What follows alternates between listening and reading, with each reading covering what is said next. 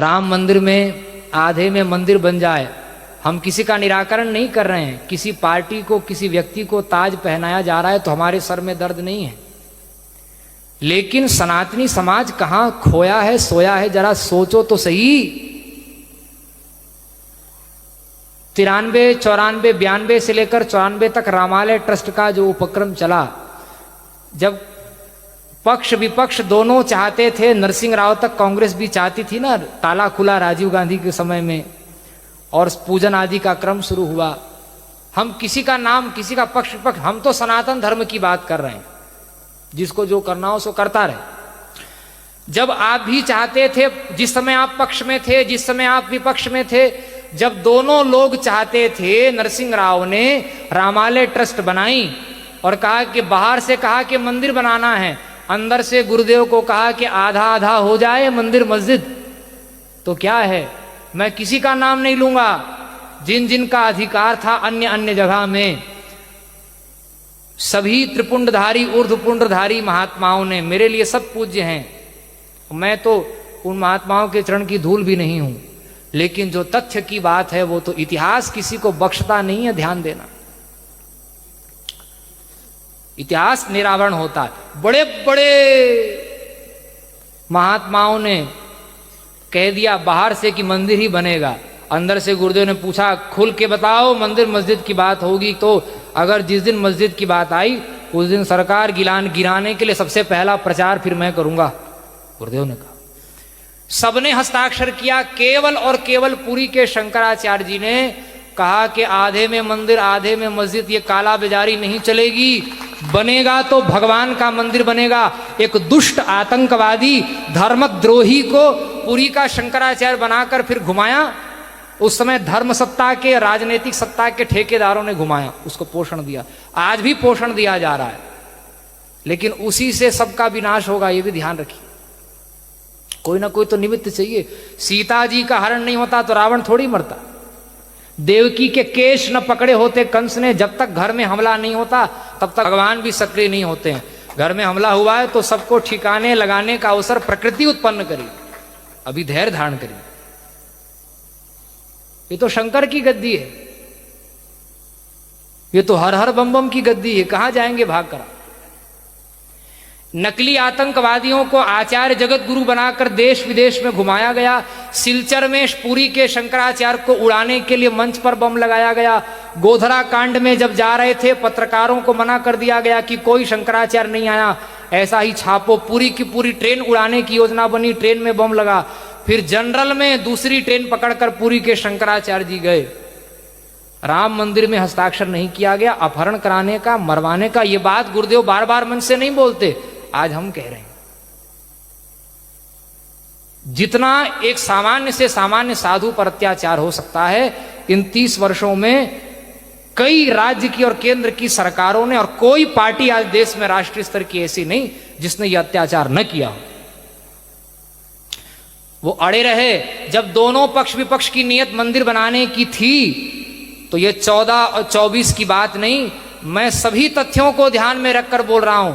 अगर सचमुच में मंदिर की नियत थी तो कम से कम 30 साल पहले मंदिर में भगवान प्रतिष्ठित हो गए होते। पहले जो सत्ता में थे उन्होंने हिंदुओं को अटका अटका के कि हम बनाएंगे, हम बनाएंगे, हम बनाएंगे, हिंदुओं को झुलाया उन्होंने। और मंदिर न बना के जब वोट बैंक बनाकर जब काम चलता था, वोट मिलता था, तब मंदिर न बना के उस समय के सत्ताधारियों ने वोट लिया। उसके बाद में रथ यात्रा हुई, उनकी टोकरी से इस राम मंदिर की गेंद को किसी और टोकरी में डाला गया। और बुरा न मानो, होली है, सत्य तो कड़वा होता है, लेकिन मैं अपनत्व पूर्वक कह रहा हूं, अगर नियत होती तो दोनों के सामंजस्य से 30 साल पहले मंदिर बन जाता। 30 साल का विलंब हुआ है, 500 साल का कलंक नहीं मिटा।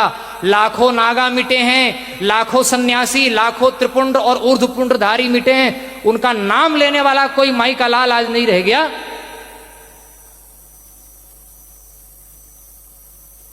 चरखा चलाने से आजादी मिली, कोर्ट के पर्चे भरने से राम मंदिर बन गया, 30 साल पहले राम मंदिर बन गया होता अगर उसका राजनैतिककरण नहीं किया गया होता। उस समय जो सत्ता में थे, आज जो सत्ता में हैं, दोनों ने जब अटका करके मंदिर को वोट मिल सकता था तब अटका के वोट लिया, और जब देख लिया 14 से 17 तक कि अब पुलवामा अटैक हुआ, उसके बाद अकल आई, अपना सच्चा वोट बैंक पहचान लिया कि अब तो सरकार 50-50 में 19 में ही आने की बात हो गई थी।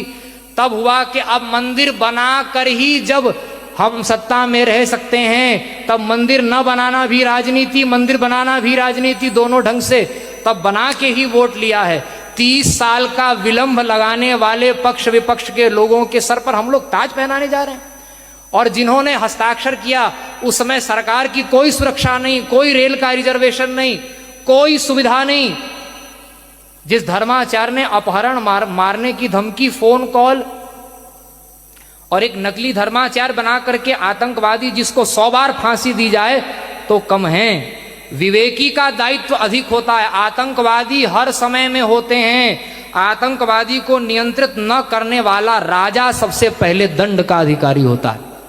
उसको दंड कौन देगा?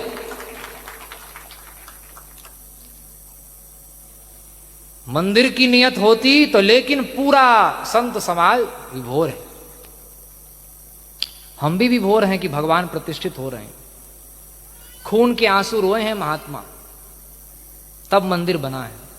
चलो लाखों व्यक्तियों की शहादत का ताज अगर 1-2 लोगों के खोपड़ी में जा रहा है तो हमारे सिर में दर्द नहीं है। लेकिन भैया आप कितने भी गुणवान हो, मानस की वो बात याद रखिए, गुण सागर नागर नरजोऊ, क्या है, जोई अलप लोभ भल कहीं न। इतना भी लोभ आ गया तो सारे गुण में आपने गुड़ गोबर कर लिया, चौका लगा दिया। अब कोई बोलने वाला नहीं, किसी की हिम्मत नहीं है। लेकिन हम तो किसी की खीर खाए हैं नहीं, और इसीलिए ये पूरी पीठ का नाम सुन के लोग डरते हैं। कैसे दबे रहे, कैसे नकली लोग घूमते रहे थाईलैंड में। कितना बड़ा भी भगवा पहनने वाले मुख्यमंत्री कहीं बन जाएं और दाढ़ी बढ़ाने वाले प्रधानमंत्री कहीं बन जाएं। आतंकवादी शंकराचार्य बनकर घूम रहे हैं। इससे बढ़कर के देश में मैं सावधान करना चाहता हूं, वो दिन दूर नहीं है कि फिर इस देश में 2 और 3 प्रधानमंत्री घूमने लग जाएंगे। सावधान रहिए। जब जब महापुरुषों ने जो बात की है उसको जब जब उपेक्षा की है, तब साधु अवज्ञा कर फल ऐसा, जरई नगर अनाथ कर जैसा। कोई बचाने वाला नहीं मिलेगा। हम शासन कर रहे हैं ये भ्रम छोड़ दीजिए।